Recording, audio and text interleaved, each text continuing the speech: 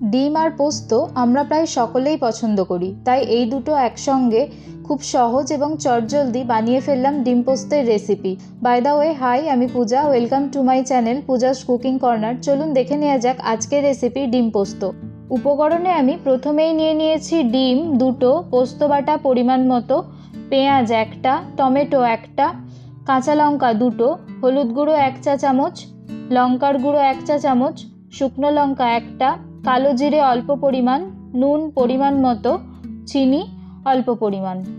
ডিম পোস্ত বানানোর জন্য প্রথমেই গ্যাস অন করে কড়াই বসিয়ে দেব এবং তাতে জল দিয়ে দেব। জলটা একটু গরম হয়ে গেলে আমি দুটো ডিম দিয়ে দেব সিদ্ধ করার জন্য। 5 থেকে 7 মিনিট পর ডিমটা সিদ্ধ হয়ে গেলে নামিয়ে নিয়ে আমি খোসাগুলো ছাড়িয়ে নেব এবং মাঝখান থেকে হাফ হাফ করে কেটে নেব।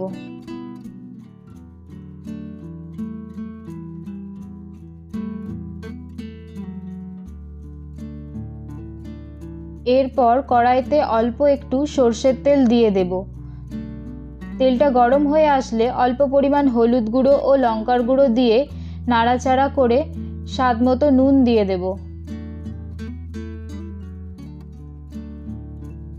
এরপর একটা একটা করে ডিম দিয়ে দেব ভাজার জন্য।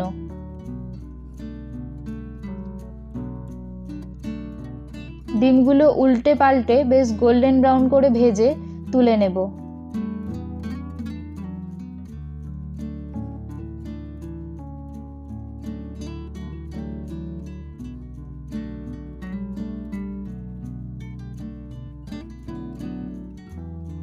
তারপর ওই তেলেতেই আবারও একটু তেল দিয়ে শুকনো লঙ্কা ও অল্প পরিমাণ কালো জিরে দিয়ে নাড়াচাড়া করে নেব।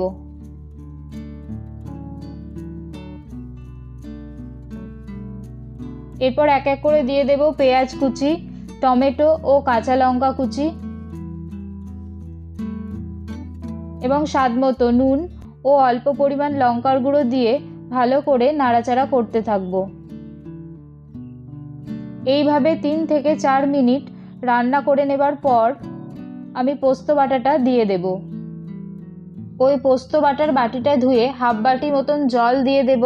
তারপর অল্প পরিমাণ হলুদ ও লঙ্কার গুঁড়ো এবং টেস্টটাকে ব্যালেন্স করার জন্য সামান্য পরিমাণ চিনি দিয়ে নাড়াচাড়া করতে থাকব।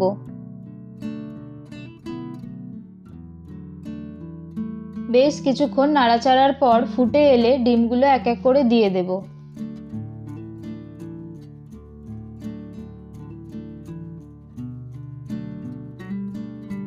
এরপর আবারও 2-3 মিনিট রেখে উপর থেকে কাঁচা সর্ষের তেল ছড়িয়ে দেব। এই সর্ষের তেলটা ছড়ানোর ফলে পোস্তর ফ্লেভারটা খুব ভালো আসে।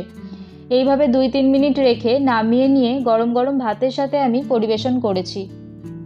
অসংখ্য ধন্যবাদ ভিডিওটি দেখার জন্য। এরকম আরও ভালো ভালো রেসিপি পেতে আমার ভিডিওটি লাইক করে চ্যানেলটি সাবস্ক্রাইব করে রাখুন।